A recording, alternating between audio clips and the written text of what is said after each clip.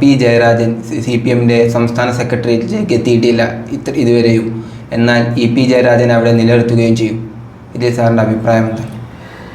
ഈ രണ്ട് നേതാക്കന്മാരും തമ്മിലുള്ള വ്യക്തിപരമായ സവിശേഷതകളാണ് അതിൻ്റെ കാര്യം. പി ജയരാജനെ പോലൊരാൾ, അദ്ദേഹം ഇപ്പോൾ കേന്ദ്ര കമ്മിറ്റി മെമ്പറാണ്. അപ്പോൾ അതുകൊണ്ട് സ്വാഭാവികമായിട്ട് സംസ്ഥാന സെക്രട്ടേറിയറ്റിൽ അദ്ദേഹത്തിന് പങ്കെടുക്കാം. അപ്പോൾ അങ്ങനെ നിന്നു എന്ന് വെച്ചിട്ട് അത് പിണറായി വിജയന് കൃത്യമായിട്ട് അറിയാം പിണറായിക്ക് വലിയ ഭീഷണിയൊന്നുമല്ല എന്നുള്ളത്. കാരണം അദ്ദേഹത്തെ പിണറായിക്ക് പകരമുള്ള ഒരു നേതാവായിട്ടോ വലിയ ജനപ്രീതിയുള്ള നേതാവായിട്ടോ ഒന്നും ആളുകൾ കാണുന്നില്ല. പലപ്പോഴും ഈവൻ സംസ്ഥാന സെക്രട്ടറി പോലും ആക്കാൻ പറ്റാത്ത ഒരാൾ, ആക്കിയാൽ വലിയ തോതിൽ ഒരുപക്ഷെ അബദ്ധങ്ങളൊക്കെ പറഞ്ഞ് തലവേദന ഉണ്ടാക്കുന്ന ഒരാൾ ആണെന്നുള്ളത് നമുക്കറിയാം.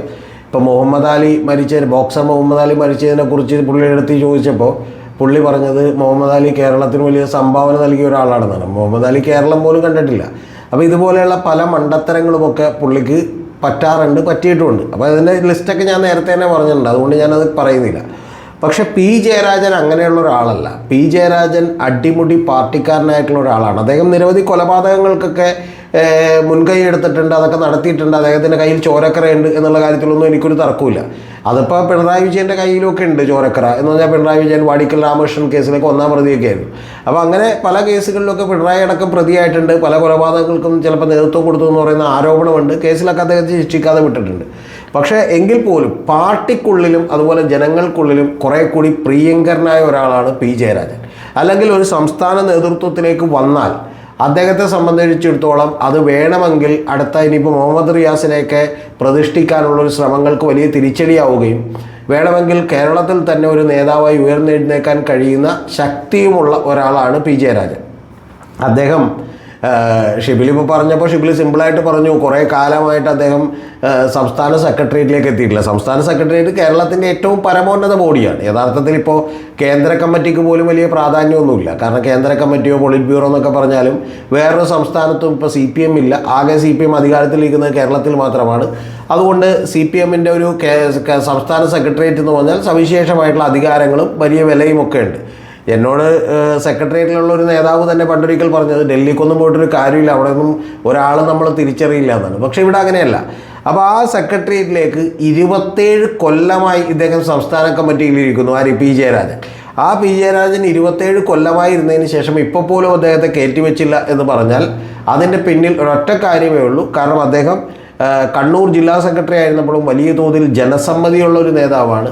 നമുക്കിഷ്ടമായാലും ഇല്ലെങ്കിലും ഒക്കെ തന്നെ പാർട്ടിക്കുള്ളിൽ വലിയ ആവേശമായിട്ടുള്ളൊരു നേതാവാണ്. ചെന്താരകം എന്ന് പറഞ്ഞ് പാട്ട് എഴുതിയിട്ടുള്ളൊരു നേതാവാണ്. അദ്ദേഹത്തെ നിങ്ങൾ അറിയേണ്ടത് അതുകൊണ്ട് തന്നെ വലിയ ഭീഷണിയായി പിണറായി വിജയൻ നേരത്തെ തന്നെ കണ്ടിരുന്നു.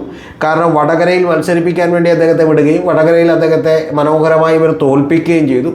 തോൽപ്പിക്കുകയും ചെയ്തതിന് ശേഷം ഇവർ വീണ്ടും വേണമെങ്കിൽ ജില്ലാ സെക്രട്ടറി സ്ഥാനം തിരിച്ചു കൊടുക്കാമായിരുന്നു, പക്ഷെ കൊടുത്തില്ല.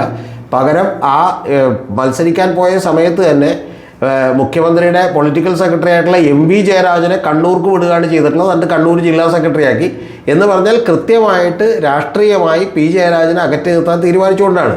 എന്നാൽ ഇതേ സിറ്റുവേഷൻ തന്നെ VN വാസവനെ കോട്ടയത്ത് മത്സരിക്കാൻ പോയപ്പോൾ അദ്ദേഹം ജില്ലാ സെക്രട്ടറി സ്ഥാനത്ത് നിന്ന് മാറി. പക്ഷേ തിരിച്ചു വന്നപ്പോൾ അദ്ദേഹത്തെ ജില്ലാ സെക്രട്ടറി സ്ഥാനം വീണ്ടും തിരികെ കൊടുക്കുകയാണ് ചെയ്തിട്ടുള്ളത്. അപ്പോൾ അതൊക്കെ കൊണ്ട് ഇത് വളരെ കൃത്യമായ പ്ലാനിംഗ് ആണ്. ആ പ്ലാനിങ്ങിൻ്റെ പിന്നിൽ കൃത്യമായിട്ടുള്ള ലക്ഷ്യങ്ങളുണ്ട്. ആ ലക്ഷ്യങ്ങളാണ് ഇതിനെ നയിക്കുന്നത്. അല്ലാതെ ഇതിൽ യാതൊരുവിധ ഐഡിയോളജിയുമില്ല.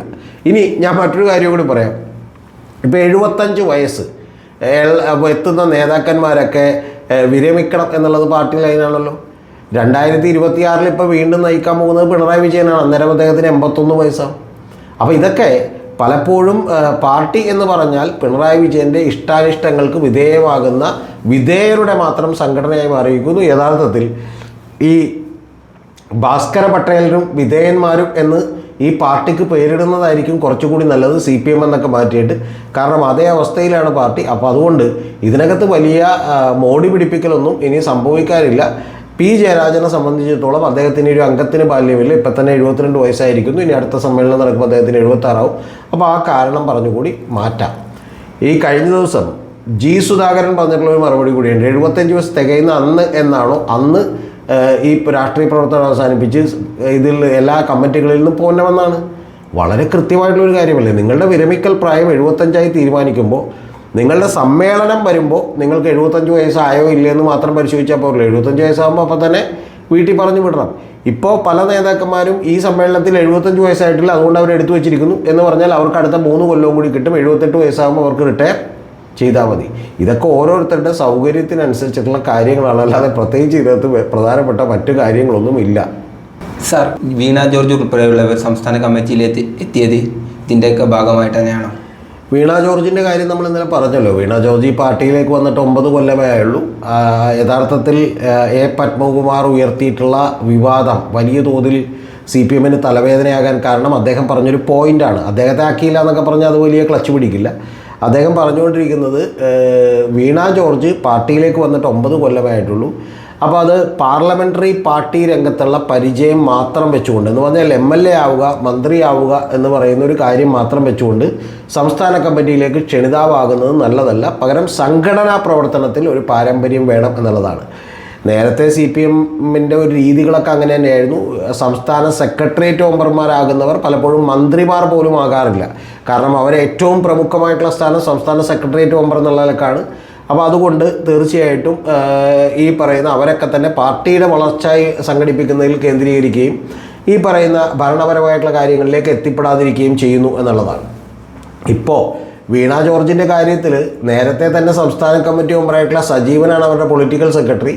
യഥാർത്ഥത്തിൽ വീണ ജോർജ് സജീവനോട് ചോദിച്ചിട്ട് ഒപ്പിടേണ്ട സ്ഥലങ്ങളിലൊക്കെ ഒപ്പിട്ട് പോന്നാൽ മതി, പുള്ളി അവരാണ് ഭരിച്ചുകൊണ്ടിരിക്കുന്നത്. കെ രാധാകൃഷ്ണൻ മിനിസ്റ്റർ ആയിരിക്കുമ്പോൾ എ സമ്പത്താണ് പൊളിറ്റിക്കൽ സെക്രട്ടറി വെച്ചിരുന്നത്. അപ്പോൾ ആ പ്രൈവറ്റ് സെക്രട്ടറി വെച്ചിരുന്നത്. അപ്പോൾ ഈ എ സമ്പത്ത് സംസ്ഥാന കമ്മിറ്റി മെമ്പറാണ്, വലിയ നേതാവാണ്. അപ്പോൾ കെ രാധാകൃഷ്ണന് പകരം അദ്ദേഹമാണ് ഇവിടെ കാര്യങ്ങളൊക്കെ നടത്തിയിരുന്നത്. ഇങ്ങനെയൊക്കെ തന്നെയാണ് CPM പണിയൊക്കെ നടക്കുന്നത്. ഇനി നിങ്ങൾ ചോദിക്കാത്തൊരു ചോദ്യത്തിനോട് ഞാൻ ഉത്തരം പറയാം.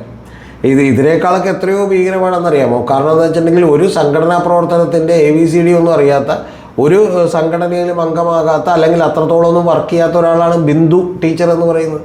പക്ഷേ ബിന്ദു ടീച്ചർക്ക് പ്രണയമുണ്ടായതും അവർ കല്യാണം കഴിച്ചതുമൊക്കെ A വിജയരാഘവൻ എന്ന് പറയുന്ന CPM സമുന്നതനായിട്ടുള്ള നേതാവാണ്, പൊളിറ്റ് ബ്യൂറോ മെമ്പറാണ്. അപ്പോൾ അങ്ങനെ ആയതുകൊണ്ട് തന്നെ അവർക്ക് ദേവസ്വം ബോർഡ് കോളേജിൽ ജോലി കിട്ടുന്നു. അതിനു മുമ്പ് അവർ SFIയിൽ എന്തൊക്കെയോ വർക്ക് ചെയ്തിട്ടുണ്ടെന്ന് കേൾക്കുന്നു. അതിനുശേഷം ദേവസ്വം ബോർഡ് കോളേജിൽ ജോലി കിട്ടുന്നു. ജോലി കിട്ടിയതിന് ശേഷം അവർ കുട്ടികളെ പഠിപ്പിക്കുന്നു. ആ കുട്ടികളാണ് അവിടെ എഴുതി വെച്ചിരുന്നത് your dal will not cook here എന്നൊക്കെ പറഞ്ഞു എന്നാണ്. മറ്റേ ആരിഫ് മുഹമ്മദ് ഖാനെതിരെയുള്ള മറ്റേ മുദ്രാവാക്യമൊക്കെ എഴുതി വെച്ചത് അവിടെയാണ്. എന്ന് പറഞ്ഞാൽ നിങ്ങളുടെ പരിപ്പ് ഇവിടെ വേവില്ല എന്നാണ്. പിന്നെ പഠിപ്പിച്ചത് ബിന്ദു ടീച്ചർ ആയതുകൊണ്ട് ഇത്രയൊക്കെ എഴുതാനേ അവർ പഠിച്ചുള്ളൂ. അപ്പോൾ അതിനുശേഷമാണ് ബിന്ദു ടീച്ചർ മറ്റേ മേയറാവുന്നത്. അതിനുശേഷമാണ് MLA ആയി മത്സരിക്കുന്നത്. പിന്നെ ഇപ്പോൾ അവരെയും സംസ്ഥാന കമ്മിറ്റിയിലേക്ക് ഉൾപ്പെടുത്തിയിട്ടുണ്ട്. അപ്പോൾ അത്തരത്തിൽ ഇതൊക്കെ ഇഷ്ടാനിഷ്ടങ്ങളിലേക്ക് ഉൾപ്പെടുത്തലുകളാണ്. കാരണം പിന്നെ പിണറായി വിജയൻ അറിയാം ഇങ്ങനെ ഉൾപ്പെടുത്തിയതുകൊണ്ട് വേറെ കുഴപ്പമൊന്നും സംഭവിക്കാനില്ല എന്നുള്ളത്. അദ്ദേഹത്തിനോ അല്ലെങ്കിൽ അദ്ദേഹത്തിൻ്റെ മരുമകനോ ഒക്കെ നാളെ ഭീഷണിയായി വരാവുന്ന ആരുമില്ല എന്നറിയാവുന്നതുകൊണ്ട് അവരെയൊക്കെ ഉൾപ്പെടുത്തുന്നതിൻ്റെ പിന്നിൽ മറ്റ് പല താല്പര്യങ്ങളും ഇതുപോലെയുള്ളതുണ്ടാവും. പിന്നെ പിണറായി വിജയൻ്റെ ഈ പറയുന്ന ഇപ്പോൾ CPM എന്ന് പറയുന്ന പാർട്ടി, ഞാൻ നേരത്തെ പറഞ്ഞത് ഒരിക്കൽ കൂടി ആവർത്തിക്കുന്നു, ഇത് യഥാർത്ഥത്തിൽ ഭാസ്കര പട്ടേലും മറ്റേ വിധേയന്മാരായിട്ടുള്ള തൊമ്മികളെയും കൊണ്ട് നമ്മുടെ CPM നിറഞ്ഞിരിക്കുന്നു.